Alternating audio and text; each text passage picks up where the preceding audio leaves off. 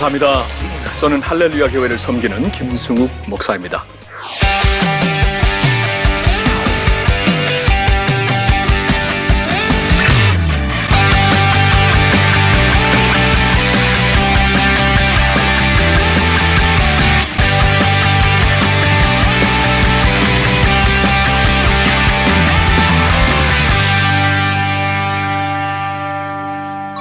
지난주부터 오늘까지 하나님의 교회를 좀 같이 보고 있습니다.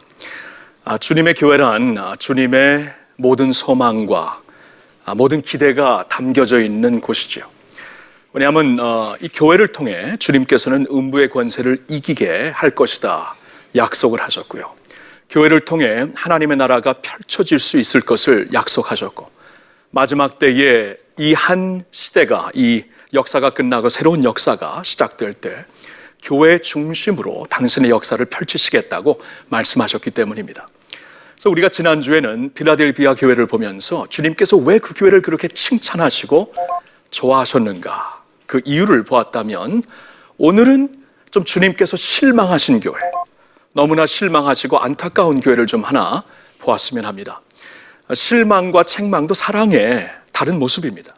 사랑하시기 때문에 실망하시는 것이고 책망하는 것입니다.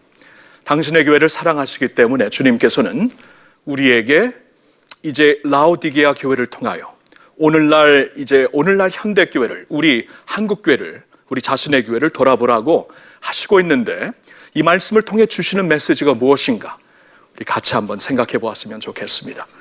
우리 한번 말씀을 같이 읽었으면 좋겠는데요, 요한계시록 3장 14절부터 22절 우리 한 절씩 교독하겠습니다. 라오디게아 교회의 사자에게 편지하라. 아멘이시오, 충성되고 참된 증인이시오, 하나님의 창조의 근본이시니가 이르시되, 내가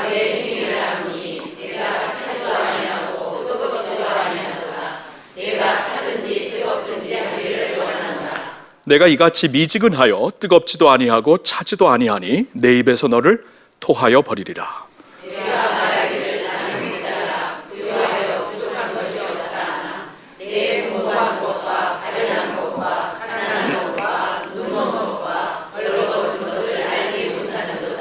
내가 너를 권하노니 내게서 불로 연단한 금을 사서 부요하게 하고, 흰옷을 사서 입어 벌거벗은 수치를 보이지 않게 하고, 안약을 사서 눈에 발라보게 하라.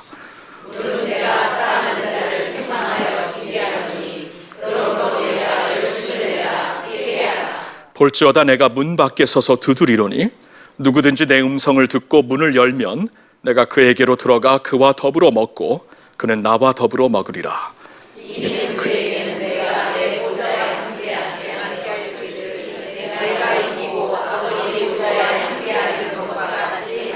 같이 읽습니다. 귀 있는 자는 성령이 교회들에게 하시는 말씀을 들을지어다. 아멘. 자, 귀 있는 자 들으라고 했으니까 우리도 들어야 합니다. 여러분, 이 라오디게아 교회가 그 위치를 생각해 보면은 주님께서 지금 여기서 예화를 사용하고 있는 그 어떠한 그 그림이 금방 그려질 것입니다. 라오디게아라는 도시가 여기 있었으면은 동쪽, 여러분들이 이쪽이네, 동쪽 남쪽으로는 골로새가 있었고, 거기에서 동쪽 북쪽에는 히에라볼리라는 도시가 있었습니다. 골로새에는 이 그 약수, 시원한 얼음물과 같은 약수가 흐르는 것으로 굉장히 유명했고요. 히에라볼리는 거기 온천이 있었습니다. 이 그 피부병을 낫게 하고 안병도 낫게 하는 아주 유명한 온천이 있었습니다. 그런데 이 라오디게아 도시는 이 두 도시의 가운데 있었기 때문에 한쪽에서는 아주 시원한 얼음물과 같은 신선한 물이 흐르고, 한쪽에서는 온천, 그 병을 낫게 하는 뜨거운 물이 흐르면서 가운데서 모였을 때는 미지근한 물이 되었다는 것입니다. 그래서 그 물을 마실 수가 없었어요. 미지근한 물을 마시면서 사람들은 토해버릴 수밖에 없는 그러한 상황을 누구보다 이 라오디게아에 살고 있는 사람들은 알고 있었습니다. 예수님께서 이러한 예화를 사용하셨다는 것은 굉장히 리얼한, 그들이 금방 나와 연관시킬 수 있는 어떠한 예화를 드셨다는 것입니다. 근데 참 무서운 말씀을 하십니다. 얘들아, 너희는 좀 차든지, 뭐 차다고 해서 나 그럼 신앙 없이 그냥 차한 사람이 될 그런 뜻이 아니죠. 그건 완전히 내 뜻대로 설명을 하는 거, 해석을 하는 건데, 이렇게 그 골로새처럼 신선한 물이 되어서 사람들을 신선하게 하고 다시 살게 하는 차가운 물이 되든지, 아니면 히에라볼리에서 있는 이 뜨거운 온천물처럼 병을 낫게 하는 물이 되든지, 하나님의 교회라면 사람을 살리든지 영혼들을 신선하게 하든지 뭔가 이렇게 좀 주님의 빛처럼 소금처럼 감당하는 사역이 있어야 되는데, 어떻게 너희들은 그렇게 미치근하니? 어떻게 그렇게 미치근하니 하면서 주님께서 당신의 실망을 여기에서 이제 말씀을 해주시고 있는 것입니다. 우리가 잘 아는 그 20절의 말씀을 보면 예수님께서 문 밖에 서서 두드린다. 여러분, 이 교회는 잘 나가는 교회였어요. 오늘날로 말하면은 굉장히 많은 것을 갖춘 교회, 빌딩이 뭐 아주 크고 그 안에 있는 컨텐츠가 아주 기발한 아이디어로 이루어진 것이었고, 다른 교회에서 보기에, 세상 사람들이 보기에는 와, 저 교회 가면 배울 것이 있다 하는 그러한 교회였습니다. 근데 주님께서는 문 밖에 서서 두드린다고 말씀을 하십니다. 소위 우리가 세상적인 성공을 예수님 없이도 교회가 이룰 수 있다는 무서운 말씀입니다. 예수님이 문 밖에 서서 두드린다는 것은 그 안에 안 계신다는 것이죠.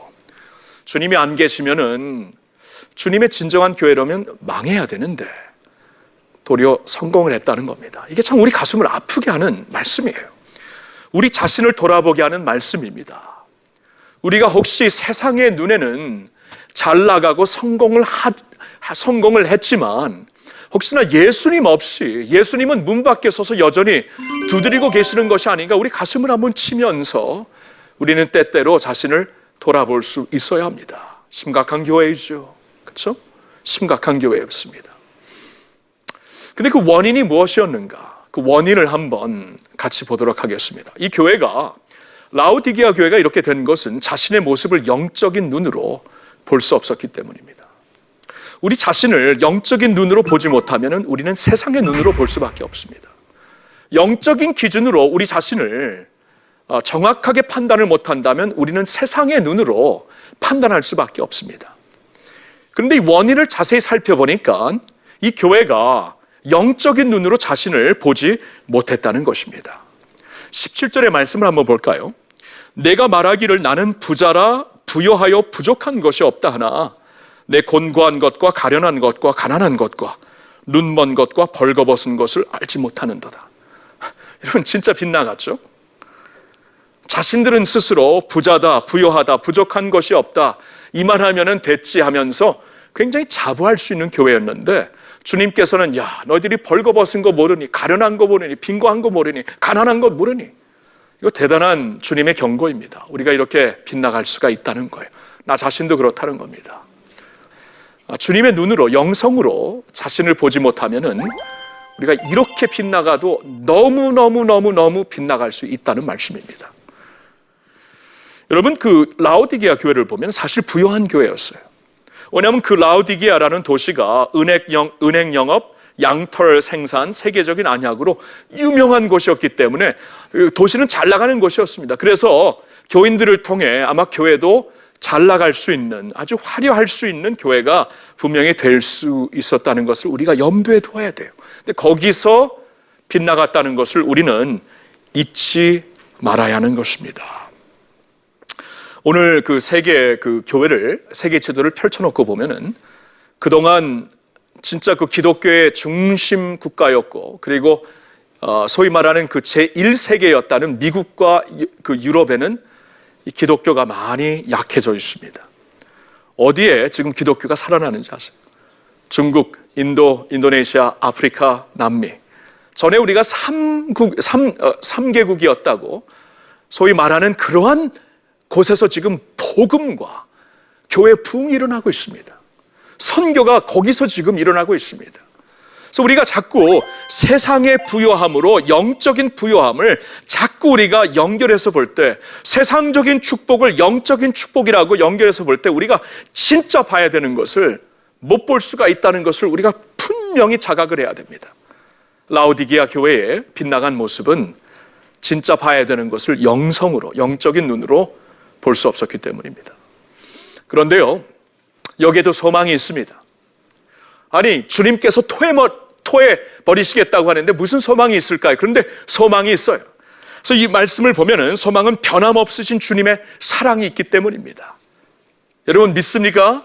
변함없으신 주님의 사랑이 있기 때문에 소망이 있는 것이에요. 19절 말씀을 보니까 무릇 내가 사랑하는 자를 책망하여 징계하노니 그러므로 내가 열심을 내라 회개하라. 주님께서 지금 그들을 책망하는 이유가 사랑하기 때문에 회개를 일으키기 위해서 그들을 책망하신다 말씀을 하고 있습니다. 여기에는 엄청난 소망이 있는 거예요. 20절에는 보라 볼저 내가 문 밖에 서서 두드리노니 너희가 듣고 문을 열면 내가 들어가서 너희와 함께 밥을 먹으리라. 여러분 동양적인 컨텍스트에서 같이 밥을 먹는다는 것은 엄청난 친밀감을 우리에게 말씀해 주시는 것인데 이게 소망이에요. 이 토해내버린 것을 우리 생각으로는 다시 주워 담을 수가 없습니다. 그것은 짐승이나 하는 짓이죠. 근데 사람들이 자기가 토해낸 것을 다시 먹을 수 있을까요? 다시 우리가 이렇게 내 것으로 삼을 수 있을까요? 우리에게는 불가능합니다. 근데 주님은 토해내버리신 라오디게아 교회였지만 비록 그러한 교회였지만 내가 사랑하기 때문에 이런 것을 하는 것이다. 그리고 내가 사랑하기 때문에 문을 두드리고 있다. 내 음성을 듣고 문만 열어다오. 내가 들어가 너희와 함께 식사를 같이 하리라. 주님께서 엄청난 말씀을 하고 있습니다. 오늘날 한국교회가 연약해졌습니까? 오늘날 한국 선교가 연약해졌습니까? 오늘날 이 땅에 우상숭배가 많아졌고 우리의 신앙이 미지근해지고 있습니까? 소망이 있습니다. 주님께서 포기하지 아니하시고 아직도 주님이 사랑하시고 있기 때문에 그 사랑함에는 하나님이 주시는 소망이 있는 줄로 믿습니다. 소망이 있다는 것이에요. 자, 그런데 이 소망을 통해 주님께서는 우리들에게 일으키시고자 하는 게 하나 있어요. 회개입니다. 회개. 그렇죠? 막무가내한 사랑이 아닙니다. 그냥 잘못 나가고 완전히 죽어버리고 있는 그 모습을 그냥 그대로 사랑해서 그냥 죽어버리라 그런 게 아니에요. 완전히 그 영적으로 죽어버린 모습이지만 그들을 사랑해서 회개하게 하시려고, 회개는 돌아선다는 뜻이죠. 돌아서게 하시려고, 다시 살려주시려고 예수님께서 이렇게 목적을 갖고 사랑을 하시는 것입니다. 그럼 우리가 이 주님께서 지금 돌아서서 이것을 다시 가지라는 것을 우리가 분명히 봐야 돼요. 분명히 18절에 주님께서 말씀하시는 것이 그 불로 연단한 금을 나에게서 사라고 말씀하시고 너희 벌거벗은 수치를 가려줄 수 있는 흰 옷을 사라고 말씀하시고 너희 볼 수 없는 이 그 눈병을 고치게 하는 하늘의 안약을 사라고 말씀을 하시고 있습니다. 그러니까 지금까지 우리가 그 라오디게아 교회나 우리가 지금까지 문제가 그거였던 거예요. 우리가 진짜 부유한 게 아닌데 부유한 것처럼 비본질적인 것을 붙잡고 지금까지 살았는데 아니다. 이제는 돌아서서 진짜 불로 연단한 정금을 사야 된다 말씀하시는 것이고요. 우리가 지금까지 우리가 수치스러운 모습으로 겉으로는 신앙생활 잘했는지 모르고 겉으로는 교회가 많이 발전했는지 모르지만 주님께서 보시기에는 부끄러운 모습이 너무나 많아요. 그래서 주님께로 와서 주님께로부터 흰 옷을 사라. 그러면 가련한 것, 부끄러운 것을 가리고 주리라 말씀을 하시고 있죠. 그리고 지금까지 볼 수가 없었어요. 진짜 그 축복을 축복으로 보고 축복이 아닌 것을 축복이 아닌 것으로 봐야 되는데 거꾸로 볼 때가 많아요. 저주를 축복으로, 축복을 저주로 보면서 제대로 볼 수 없는 그 모습을 보시고 와서 눈을 고칠 수 있는 안약을 사라고 18절에 말씀을 하시고 있습니다. 그럼 주님께서 요구하시는 회개는 돌아서 가지고 이 세 가지를 사라고 말씀하시는 거예요. 근데 우리가 이것을 어떻게 살 수 있을까요? 이사야 55장 1절과 2절을 보면은 주님께서 이것을 어떻게 우리가 살 수 있는가를 분명히 말씀해 주십니다. 같이 한번 읽을까요? 오라 너희 모든 목마른 자들아 물러 나오라. 돈 없는 자도 오라. 너희는 와서 사 먹되 돈 없이 값 없이 와서 포도주와 젖을 사라. 너희가 어찌하여 양식이 아닌 것을 위하여 은을 달아주며 배부르지 못할 것을 위하여 수고하느냐. 내게 듣고 들을지어다. 그리하면 너희가 좋은 것을 먹을 것이며 너희 자신들이 기름진 것으로 즐거움을 얻으리라. 아멘. 자, 주님께로 우리가 와서 산다는 것은 돈으로 사는 게 아닙니다. 은혜예요, 은혜. 주님께서 거저 주신다고 하니까 주님의 은혜를 사라는 것이에요. 거저 주시는 것을 은혜를 사서 내가 이제 받으라는 것인데, 그래서 이제 이 회개, 돌아서 가지고 사야 되는 이 세 가지는 은혜 1, 2, 3가 됩니다. 첫 번째 은혜는 불로 연단된 금입니다. 다 같이 불로 연단된 금. 자, 불로 연단된 금, 정금이죠. 찌꺼기가 없어진 금이죠. 이 금을 사야 돼요. 이 진짜 값진 것을 사야 돼요. 우리는 찌꺼기가 많은 금을 가지고 이게 뭐 잘났다고, 이게 중요하다고, 값진다고 말할 수가 있는데 전혀 아닐 수가 있습니다. 불로 연단된 찌꺼기가 없는 금을 사라는 거예요. 근데 주님께서 여기서 말씀하시는 불로 연단된 금이라는 건 구체적으로 무엇을 말씀하는지 베드로전서 1장에 다음과 같이 말씀을 하고 있습니다. 6절과 7절입니다. 같이 읽습니다. 그러므로 너희가 이제 여러 가지 시험으로 말미암아 잠깐 근심하지 않을 수 없었으나 오히려 크게 기뻐하는도다. 너희 믿음의 확실함은 불로 연단하여 없어질 금보다 더 귀하여 예수 그리스도께서 나타나실 때에 칭찬과 영광과 존귀를 얻게 할 것이니라. 아멘. 자, 불로 연단된 금이 뭐라고요? 믿음입니다. 믿음. 불로 연단된 금, 이 불로 연단된 금과 같은 믿음을 사라고 말씀을 하시는 것입니다. 주님께서 불로 연단된 금이라는 게 굉장히 중요해요. 때때로 우리에게 아픔을 허락하십니다. 우리에게 고난을 허락하십니다. 근데 그 고난을 이제 하나님께서 당신의 아들의 피값으로 우리를 사셨거든요. 근데 그래서 우리를 당신의 생명보다 더 사랑하시는 분이 우리에게 고난을 허락하실 때는 의미가 있습니다. 그 고난을 통해 나를 정금같이 만드시려는구나, 이것을 우리가 깨달을 수 있어야 돼요. 그래서 고난을 통해 하나님께서 내가 어려울 때, 힘들 때, 잘 이해가 안 되고 자꾸 더 기다려야 될 때 하나님께서 나를 정금처럼 만드시는구나, 이렇게 우리가 생각을 할 수 있어야 됩니다. 그러면 그때 우리가 이 정금, 이 불로 연단된 금을 주님께로부터 사서 여기서 진정한 믿음, 진정한 영성을 주님께서 주시겠다고 말씀을 하시는 거예요. 사랑하는 성도 여러분, 우리 자신을 돌아보면은요, 내 믿음이 언제 향상되었는가, 내 믿음이 언제 점프했는가 보면 하나같이 다 어려웠을 때, 힘들었을 때 점프했습니다. 어려울 때, 힘들 때에 나를 정금같이 만드시는 하나님 찬양하면서 하나님을 사랑하는 자, 곧 그 뜻대로 부르심을 입은 자들에게는 모든 것이 합력하여 선을 이루심을 여러분 믿으시기를 바랍니다. 불로 연단된 금을 우리가 주님 안에서 은혜로 받아야 돼요. 두 번째는 그 피에 씻겨진 흰옷입니다. 그 피에 씻겨진 흰옷, 분명히 흰옷을 입어서 너의 부끄러움을 가리라고 오늘 말씀을 해주시고 있습니다. 근데 이 흰옷은 언제 우리가 얻게 되는 것일까요? 요한계시록 7장 14절을 보면은 많은 고난과 환난을 인내한 후에 주님 앞에 흰옷을 입고 나온 성도들이 보이고 있습니다. 많은 환난과 고난 중에서도 믿음을 지키고 그 가운데서 나오게 된 이 믿음의 백성들을 보여주시는데, 그래서 그 계시록 7장 14절에 이들이 그 고난과 환난 가운데서도 믿음을 지킨 그 행동이 그들의 흰옷이 아닌가 하고 우리가 생각할 수가 있는데, 말씀을 계속 보면은 그리스도의 피로 흰옷이다, 이런 말씀을 하고 있습니다. 이게 참 놀라워요. 그러니까 이 환난과 핍박 가운데서도 믿음을 잃지 않고 믿음을 지키고 심지어는 순교자의 삶을 산다고 할지라도 그것이 하나님의 은혜로 가능해지는 것을 믿습니다. 자, 하나님의 은혜로 내가 흰옷을 입는 거예요. 자, 이것을 우리가 사야 돼요.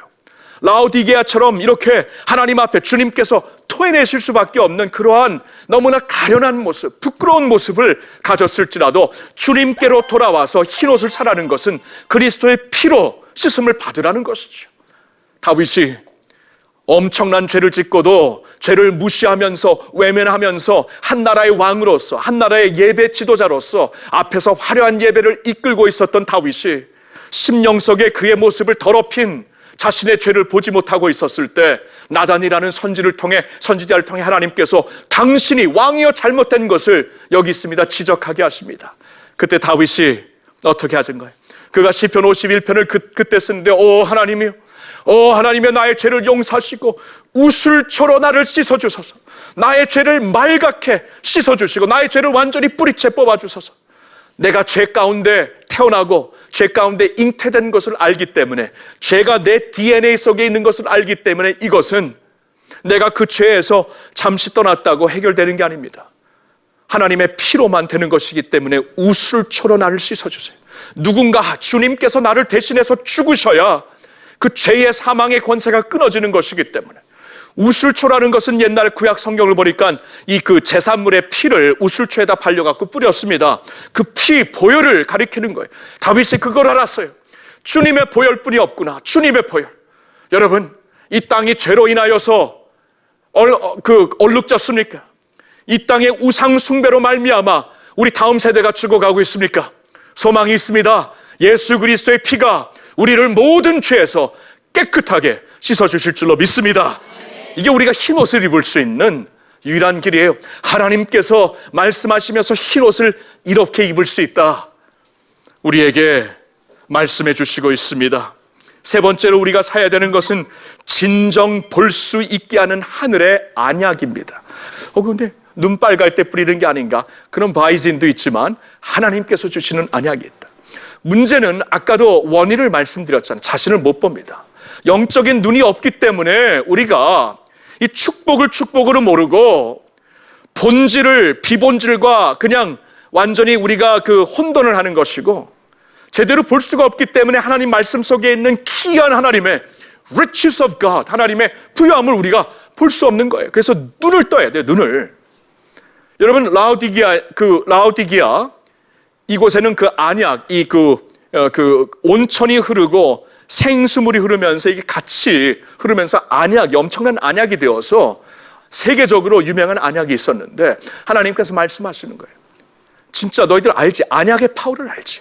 하늘의 안약을 이제 받아야 된다. 진짜 중요한 것은 영적인 눈을 파야 된다. 그래서 일평생 95년 동안 90년 이상을 그 장애인으로, 그 시각장애인으로 살았던 페니 제이 크라스비 여사께서 우리가 아는 찬송가, 가장 사랑하는 찬송가를 다 썼어요.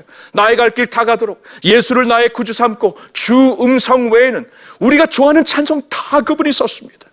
90년을 맹인으로 살았지만 그는 우리가 못 보는 것을 볼 수가 있었어요. 하나님의 은혜로서 우리는 하나님이 주시는 은혜를 바라볼 수 있는 눈을 가져야 될 줄로 믿습니다. 발람이 있잖아요. 발람은 선지자였는데 발락에 이제 초청을 받고 하나님의 백성들을 저주하려고 했던 것을 기억하실 겁니다. 하나님께서 말씀을 하시죠. 발람의 눈을 뜨게 하시니까 하나님의 축복의 백성을 내가 저주하려고 했었구나. 우리가 그렇게 살 수가 있어요. 저주를 축복하고 축복을 저주할 수가 있어요. 하나님의 안약으로 고침을 받아야 됩니다. 엘리사의 종이 그를 둘러싸고 있는 수리아 군대 때문에 벌벌 떨고 있었잖아요. 그 뒤에서 위에서 완전히 덮고 있는 여호와의 만군의 하나님의 군대를 보지 못했기 때문에 수리아의 군대 때문에 벌벌 떨었던 것입니다. 여러분, 우리가 왜 이 세상에서 벌벌 떨까요? 만군의 여호와 하나님을 볼 수 없기 때문입니다. 하나님을 볼 수 있는 영안을 뜸으로 말미암아 세상 때문에 흔들리지 않고 두려워하지 않기를 예수님의 이름으로 축원합니다. 여러분, 이것이 라오디게아 교회의 원인은 자신을 영성인 눈으로 볼 수 없었기 때문에 그렇게 하락할 수밖에 없었어요. 그러나 소망은 예수님께서 여전히 우리를 사랑하고 있기 때문에, 라오디게아 교회를 사랑하시기 때문에 소망이 있는 것이고, 다음은 그 소망은, 그 사랑이, 소망이 된 사랑은 우리로 하여금 회개하는, 돌아서게 하는 사랑이 되는데, 돌아서서 세 가지를 살아, 은혜로 살아. 그것은 불로 연단된 금과 같은 믿음이요, 예수 그리스도의 보혈로 깨끗해진 흰옷이요, 하늘에서 우리의 눈을, 영안을 뜨게 해주시는 안약이 되어서 그로 말미암아 하나님의 기이한 것을 보고, 위대하신 하나님을 보고 승리하시는 라오디게아 교회였을지라도 다시 반전하고 역전하여 주님의 진짜 영광스러운 교회가 되시기를 우리 주 예수님의 이름으로 축복합니다. 아멘. 아멘. 지금까지 이 라오디게아 교회에 대한 강해 들어주셔서 감사합니다. 하나님께 모든 영광 올려드립니다. 할렐루야.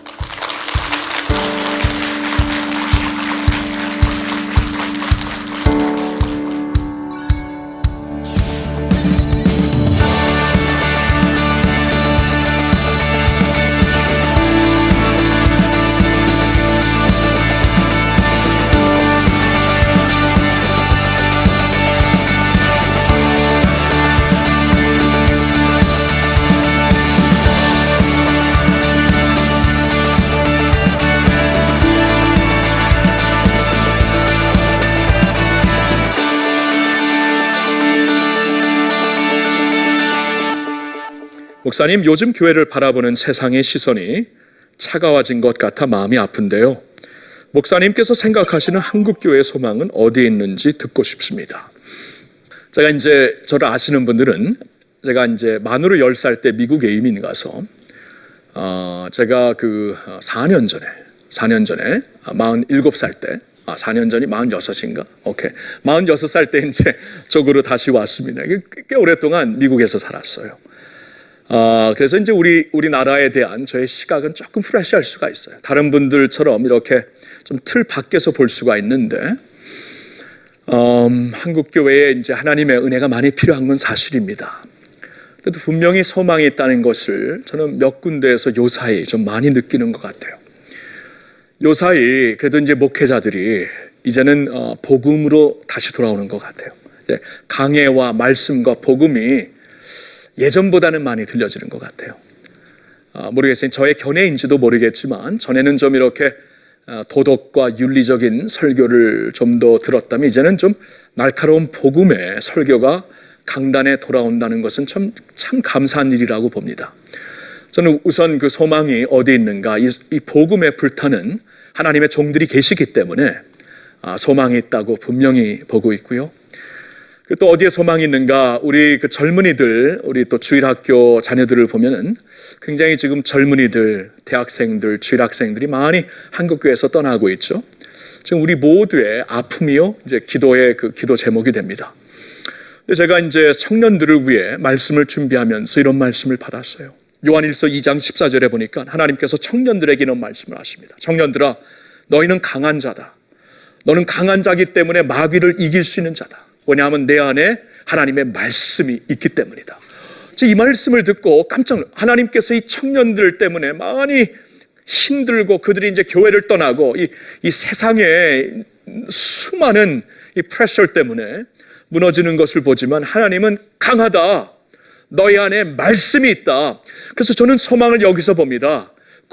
이스라엘에 구루터기가 남아서 이스라엘 역사를 계속 지탱시키고 나중에 구루터기 이스라엘로부터 예수 그리스도께서 오신 것처럼, 그래야 많은 우리 청년들과 다음 세대가 교회를 떠났다고 할지라도 이제 남아있는 자들은 구루터기와 같고 하나님이 보실 때 강하다고 말씀을 하십니다. 저는 그래서 그들에게 있는 하나님의 말씀이 있다는 것을 꼭 붙잡으면서 그들에게 무엇보다도 맞추려고 하는 게 아니라 우리 청년들에게, 우리 자손들에게 자꾸 세상이 빼앗기지 않으려고 세상과 경쟁하는 것이 아니라 그들에게 있는 건 말씀을 확실하게 가르쳐서 말씀으로 인하여서 마귀를 이길 수 있는 그러한 청년들, 다음 세대들을 볼 때 소망이 있는 줄로 믿습니다. 저는 그래서 소망이 있어요.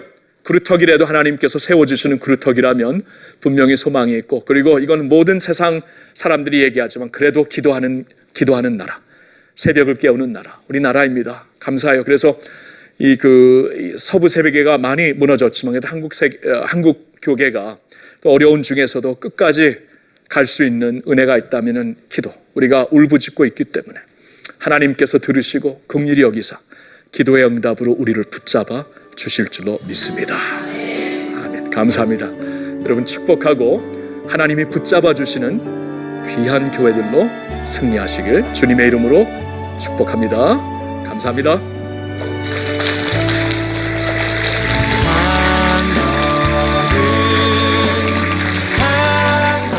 잃은 양에 대한 이야기가 나오고요. 그 다음에는 잃은 드라크마 얘기가 나오고요. 세 번째는 잃은 아들 얘기가 나와요.